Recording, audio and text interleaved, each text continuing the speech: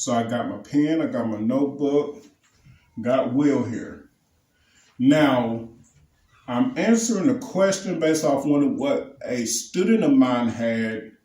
And so when a student of mine has a question about an old skill I probably already ran through, or a question about a skill based upon just whatever, maybe something I taught, whatever, I'm often thinking either one is already kind of forgotten. Maybe someone's gotten so far into the skill that they forgot about the back stuff, or maybe it's a loss of faith.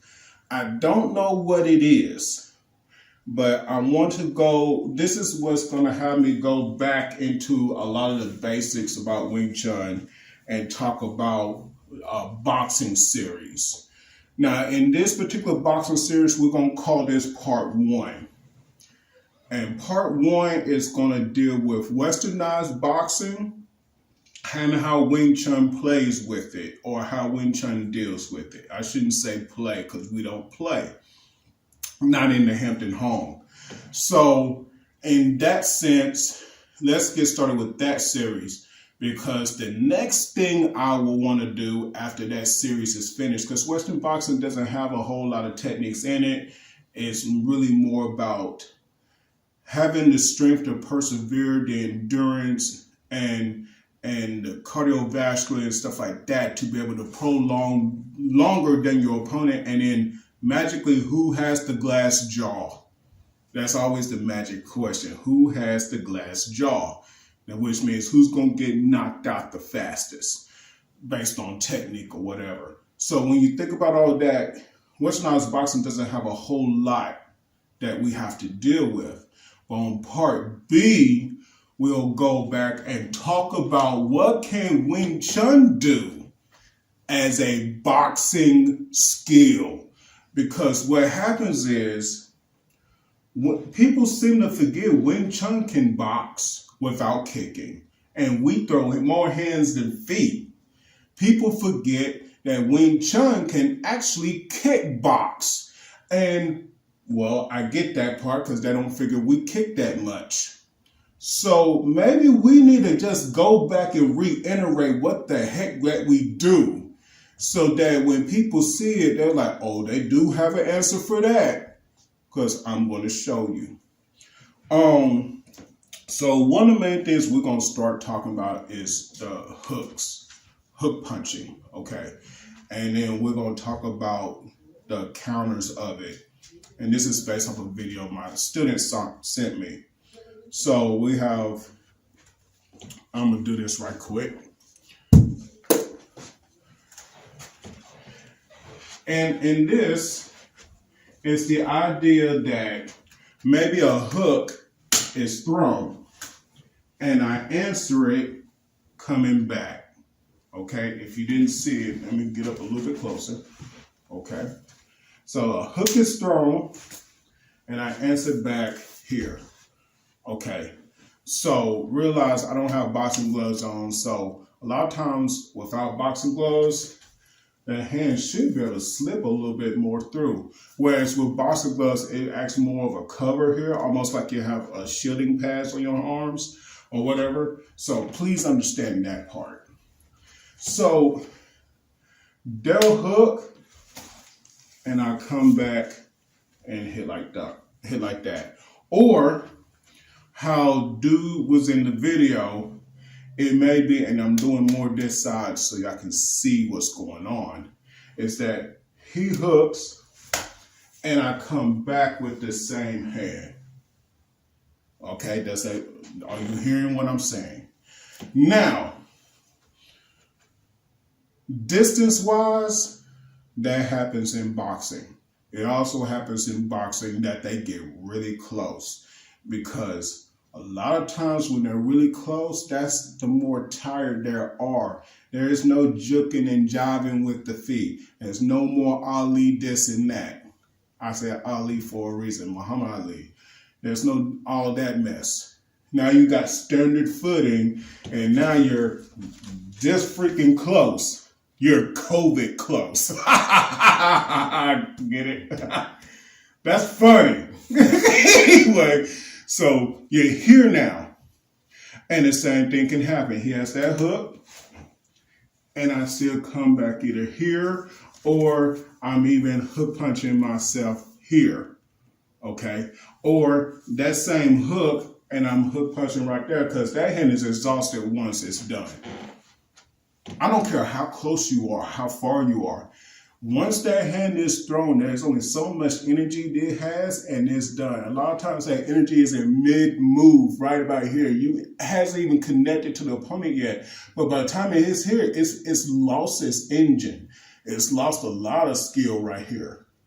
So it does as great as it's going to do at the extension of it.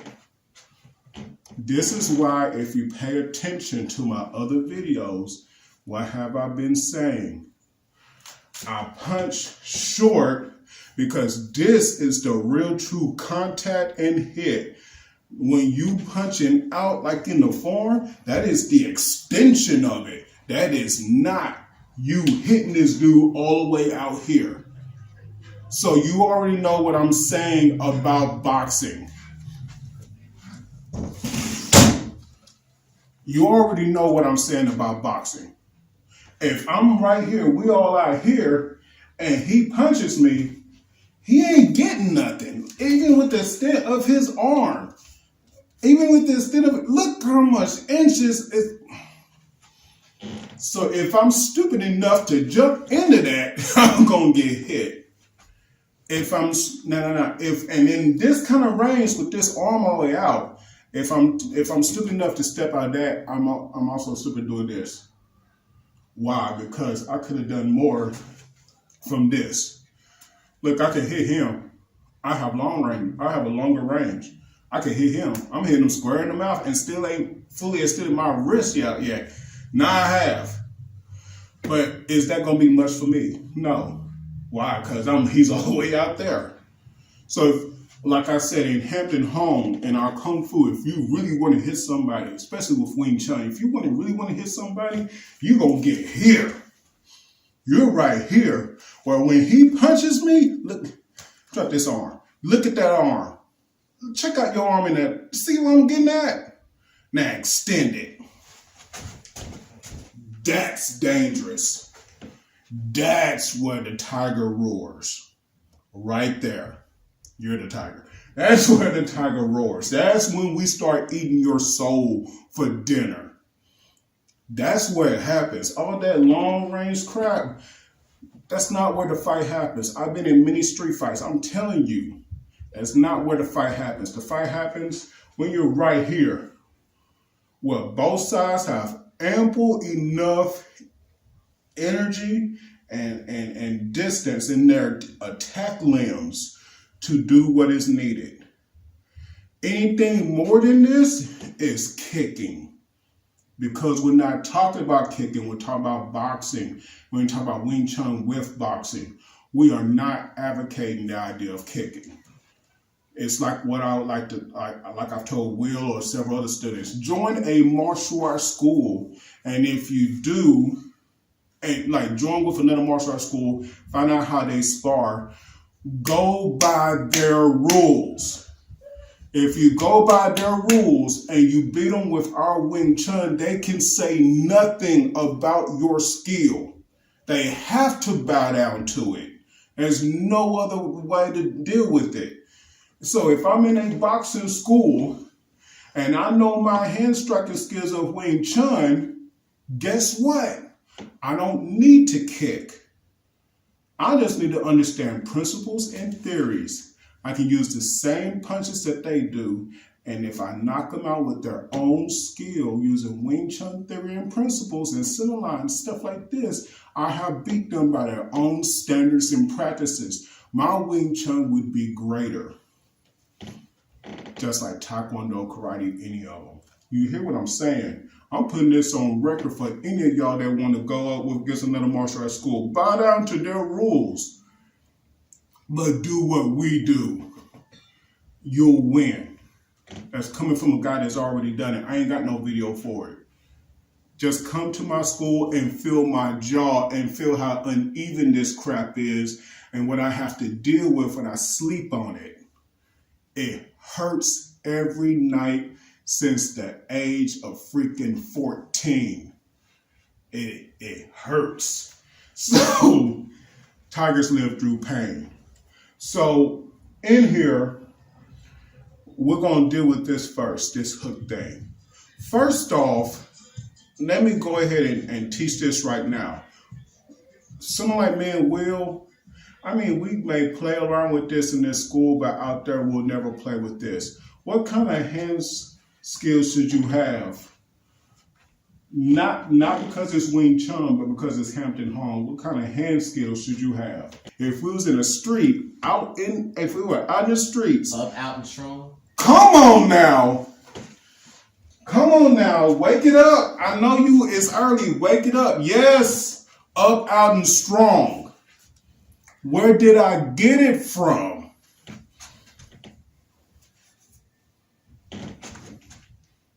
Jet Sal. Double jet sow.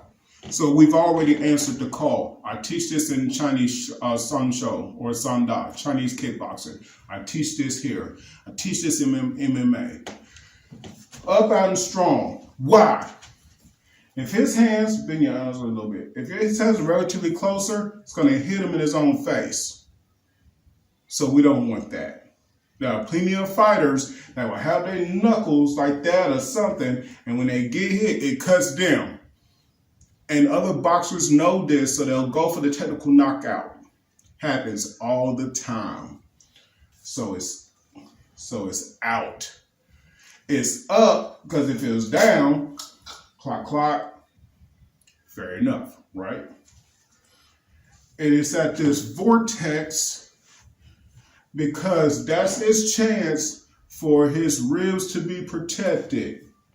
So he doesn't have to worry too much about body. Does that make sense? Now, granted, I want you to keep it like this, but turn around. There is a little gap. There is a little gap in the middle. That is very true. Very true. We're going to answer this in a bit about boxing at this point. Now, coming back, it's up, out, and it's strong, right? Get you a good stance. Have a foot out. Yeah, there we go. Better. It's not going to come back on them. It's going to keep out the pressure, all the techniques and hits. When I'm doing this, it's replicating the idea there's hits that's going to come at them like that. And it's out there, but it's up. And of course, check this out. Remember what I said. I'm going to turn you around again. I want you to look at this opening, for example. He can see. If you have your hands up like this, you ain't going to see crap. Sometimes if you have your hands up like this, seeing straight, you may see the opponent, but with your peripherals, you're still seeing hands. If you pay attention more to your hands than the opponent, you're done. It happens in boxing. It happens to the best of fighters. So, now that I said that, then the question is about this hook, punch, and counter, right? In the video, they don't turn like this. They got their hands up. There's their hook punch. They counter with their other hand. They're turning their body to get the momentum. It's not just about covering. It's about the momentum when it pops back, springs back, the spine comes back and boom.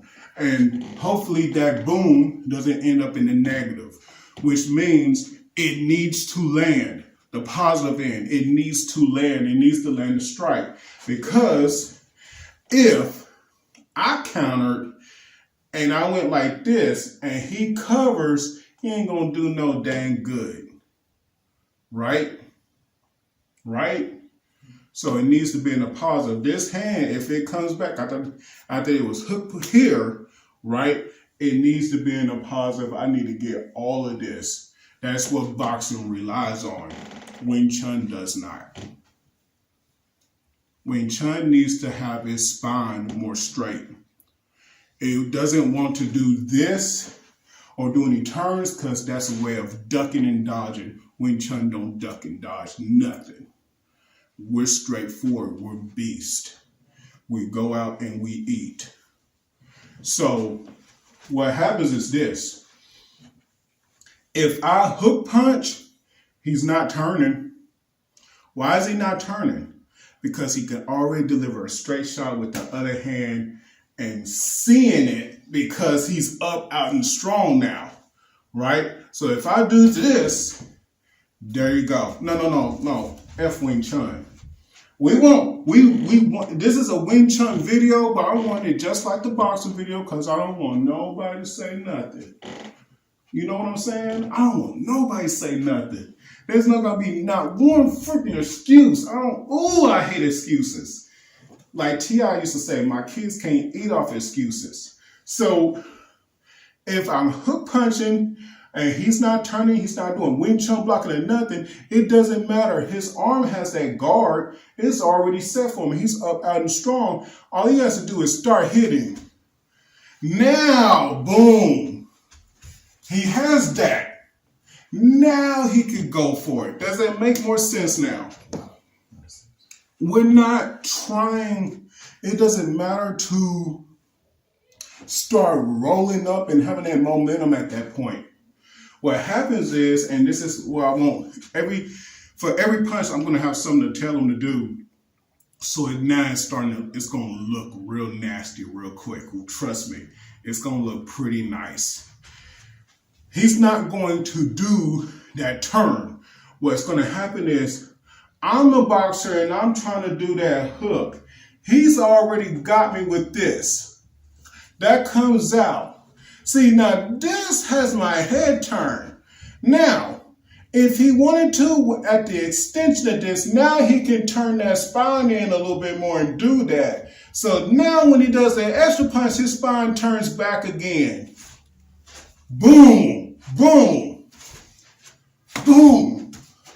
And then, get what I'm saying? I'm waiting until I get this first shot after that hook. Now, boom, boom. Now I can go for it because his head is turned. I got it at Chum Q neutral. At Chum Q neutral, you can blast on them. At BG neutral, you can blast on them. I won't do it in slow down neutral because I know they can hit back. There's a chance that dude might be that strong and he ain't gonna buck for nothing. You can hit him with he ain't gonna hit me in the face, but I need to just show y'all this. I need to make this so forgetful serious. Oh my God, thank you. When you punch, in this case, you got Wing Chun ability. I know you can knock me back naturally. I want you to make me move. Now in doing this, I'm gonna get in a stance worthwhile. Go for it.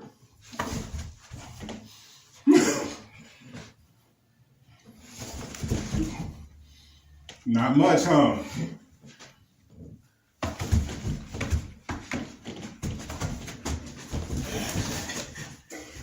No. See, you wasn't giving me your best on that last. And I get it. For the first time, and I was barely using anything. All I did was reposition my hips and got into a more structured stance. What would have happened if I would have got in tiger stance, dragon stance, the Yiji Kuya Ma, the true seat Ma, not just stepping out just because it's triangular stepping. I mean stepping out, turning in, this, or even this. What would have happened if I had a real true stance? Don't play me out on these stances just because y'all see me get knocked back and forth. Trust me, a lot of times when I do what I do and because y'all can knock me back or anybody can knock me back, it's because I have to replicate the non-knowers, the people that don't know. Because ain't nobody coming to this school that think this school is whack. And I'm glad. Because that means people like him, me, my students, when they learn from me the truth, these suckers are going to go flying. Whoever's out in these streets, they're going to need a gun. Because there's nowhere else, no way they're going to be able to feed us. But shoot, I'm telling you this right now. That's why martial arts, the learning the true martial arts is a learning of dying. Has nothing to do with living. If you know how to die, you'll know how to live. But you got to learn how to die first. That's Hampton Hong. That's that real. Now, I ain't trying to make nobody look like a punk just because I had a real deep stance and crap. But I had to make a point. What happens if you deal with that kind of person? They will be out there one day out in the streets. What happens when you have that? You gotta be able to understand the mechanics of how you could deal with an opponent. If I'm straightforward and I'm sitting down nature, I'm face forward. That means I'm face forward towards him. He's face forward towards me. But once he has an opportunity, even if I hook punch, and he strikes me from here, I am no longer in that position. Look where my hands was here first. But because he went and extended just a little bit, look how my body's turned. This is the first idea of Chum Q neutral. Now, check this out. Check this freaking out. Even from here, now I can tonsile. Who said the punch wasn't the true sow hand? Every punch is a block. Every punch is a block. Every block is a punch. A kick is footwork. Footwork is a kick. A kick can be a block. Kempo. And not Kempo just because it's Ed Parker, because they know that. Chun Fa, law of the fist. Y'all, if y'all don't study law of the fist now, you'll never know. Sometimes it's good not to just be Wing Chun. Go ahead and go dig through Ed Parker's Kempo. Go ahead and find out what Chun Fa really is. It's not just a fist. Fa means law. So, Tai Chi Chuan Fa, grand ultimate fist law.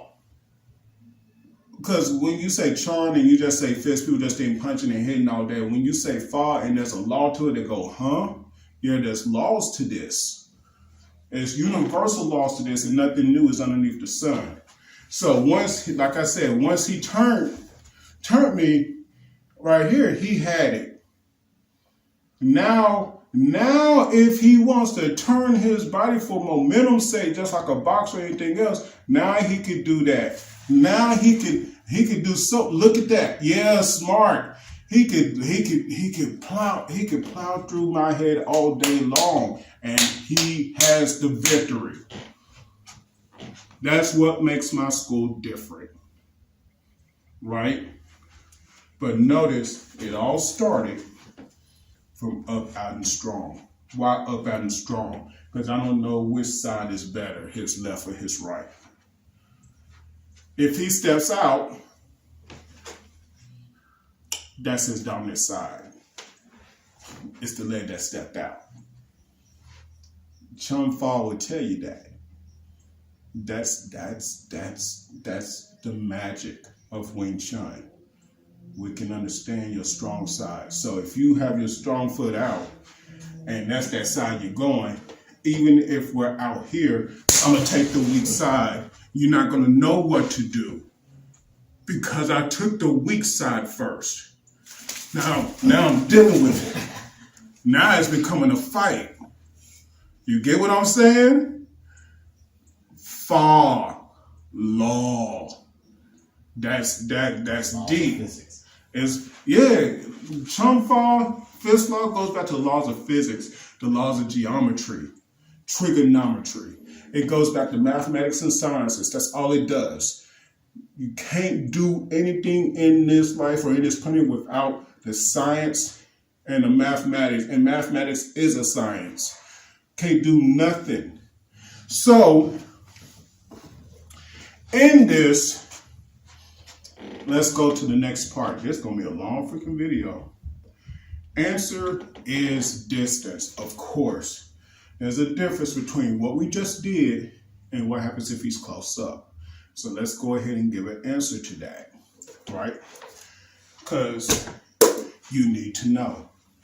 Now, it's one thing to have that range and do what we did. But what if we were really close up? It's that part when boxers get tired. Oh my God, oh my God. Up, out, and strong still needs to be a thing. Even though now I'm so close up, it almost feels like it's not. What do we make it a thing? If you know an opponent is this close, keep the up, out, and strong method true. Bring me out. Bring it out. Up, out, and strong. Now he's extended. Look how the difference is. Right here, relax. Right here, we're close. We're almost in MMA trapping range. But if he does up, out, and strong, now he's keeping me at bay. And look what's also happened. I'm unbalanced now. That's another thing that needs to be known. Now, if he has this and we're up here and I hook punch right here, right? He can if I try to hook punch him, he should already really, if he sees that in mid-move, he should already be right here. It should already just be done. I can't reach him now, right? But if he's doing it as a boxer and we're coming up and now I hook punch him, he can square up. But he ain't got to turn his body. He just keeps his body straight. All he has to feel is the fact I even hit and he should already plot me. Now, he's still in that same motion. He's still in that same point. I have now still become chunk Q neutral, even though I'm right here. He can still straighten. He can still turn that spine a little bit, and I'm extended out, and now he can still attack more. Does that make sense? Do it as a boxer. Do it as a boxer. We don't want no excuses, right? Matter of fact, one of the titles of this video is going to be called No Excuses. Folks, so find that. So, notice another thing that's going on. If he hook punches me, then I'm coming back here because I may be in close. Maybe that it is a hook punch here, and then I come back and hit him with that same arm. But it's harder to do it when you're in. If his arm is good and tight, when he does that hook, I can't get that hand in. I cannot get that hand in to hit because he's tightened up. Some boxers are not, even when they're close, they may throw it out. They might throw it out. That's not smart. Other boxers, because they're trying to go for that knockout, of course. But other boxers, they may do what we call a short hook. So a short hook is this. We're right here, it's right there. You don't even see it coming. It's right here, they roll it, right? So in this case, he still needs to have this, right? Why? Because if he's like here, and this comes here, he can at least slow it up. He'll know to extend it outward, forward. He'll know to even kind of go outward that way just a tiny bit.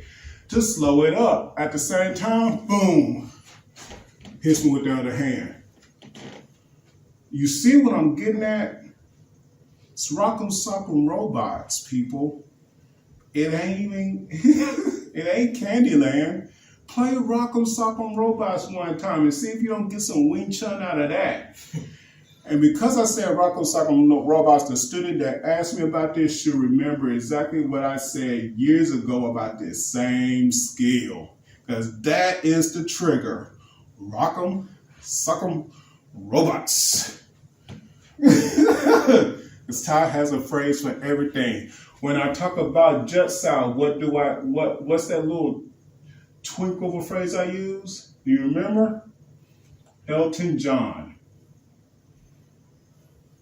Benny and the jets, Benny and the juts. Talking about different types of juts. Yeah, when I talk about jut side, if I'm teaching, I have a little word phrase for everything. So when I talk about jut side, Benny and the juts, and I say juts for a reason, because there's more than one jut. Get it? So I have a phrase for everything. Rock'em sock'em robots. Now,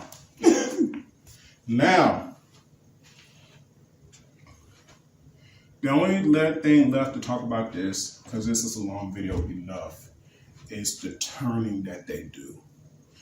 The turning. And this is where you really have to get in your Wing Chun mind. If you're a Wing Chun player, heck, if you're a karate practitioner, please listen. If you're any martial arts, including Muay Thai, please understand what I'm about to tell you. This is just the truth, okay? And then I'm done.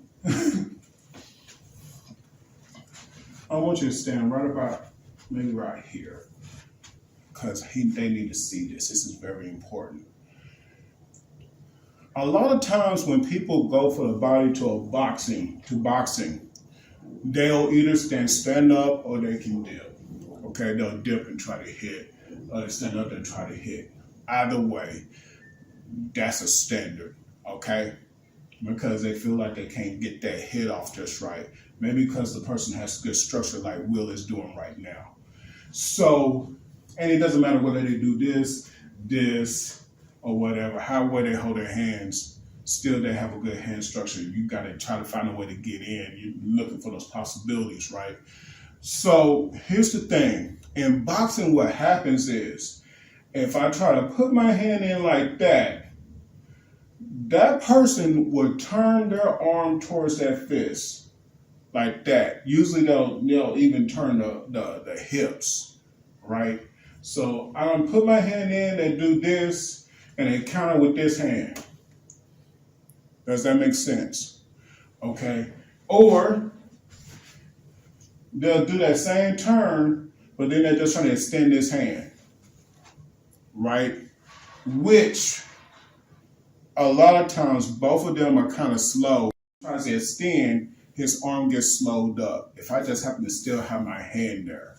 Or if my hand went here and he does that turn towards the hand right there, by the time he punches back, my hand should already be here, and he did it with the wrong. We're going to use the same hand in this case because I want to make a point with that same hand part.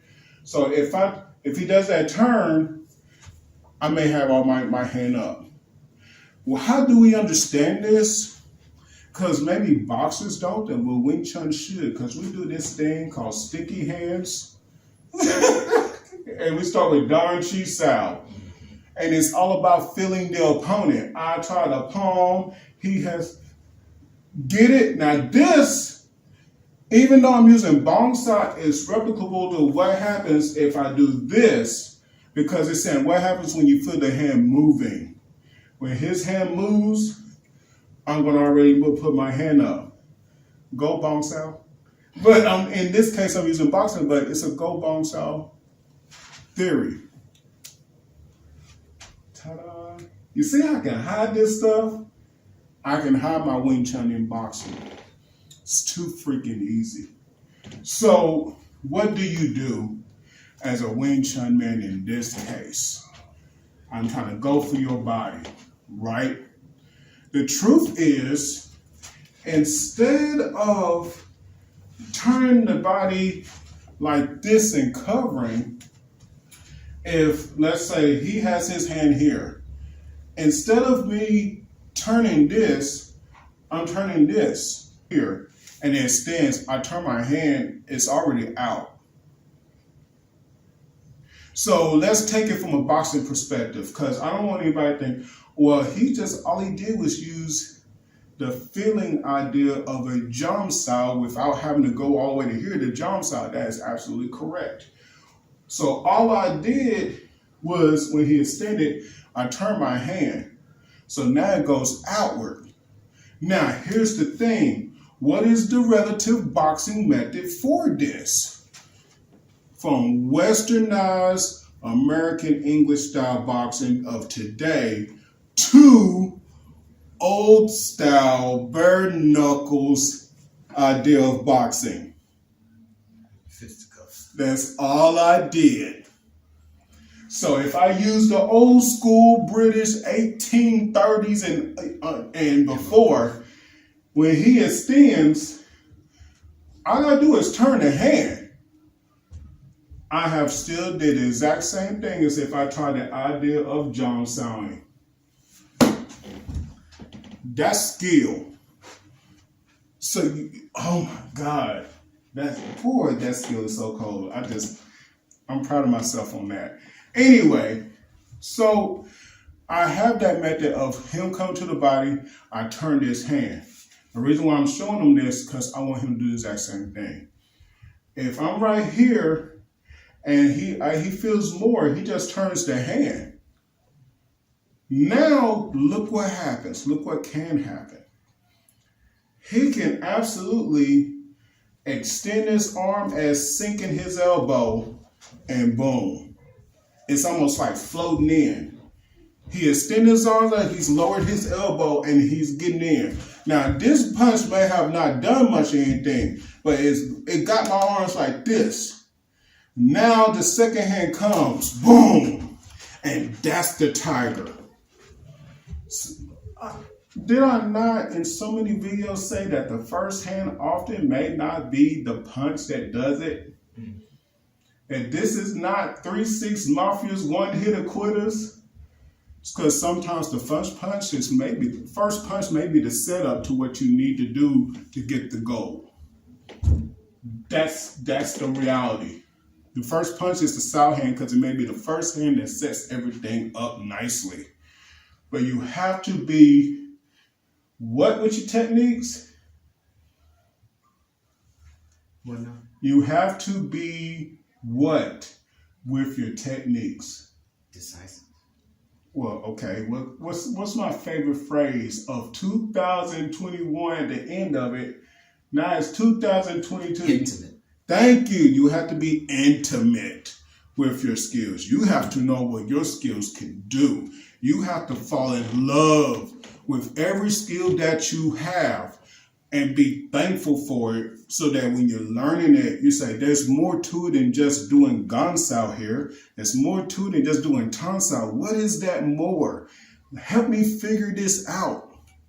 And then the more you do your forms, the more you do your wooden dummy or whatever you need to do, swords, whatever you got to do, you'll find that more. You just got to search. You got to work at it.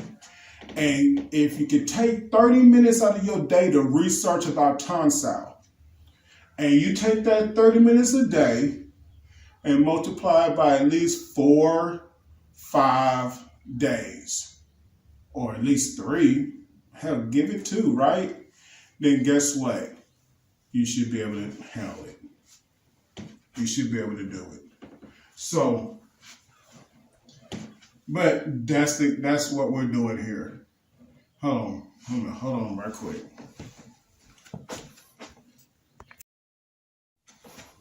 Because it was getting skippy at the end. Hopefully it caught all that. If it don't, So that whole point is you have to know your techniques, right? If I do this and he turns in, right, and that was my punch here, he could hit me with that other hand first, right? But knowing that he has to, there's going to be a certain letting go of this. So if he hits me with the other hand first, what has to be true is what he just did, because that's what I was getting to. He needs to cover. If it's boxing, he just needs to take his closed fist and put it downward. That can represent a jump south, and then he can do that. So you, for my student who gave me this question, I would tell him to go back to, who is his name? Alan Orr. Because this student always used to quote Alan Orr. Alan Orr would do this with boxing gloves, and he would show this same exact thing. So you go back to Alan Oren and pick it back up. If just seeing this help you did it, then good. Going back, then take it from this.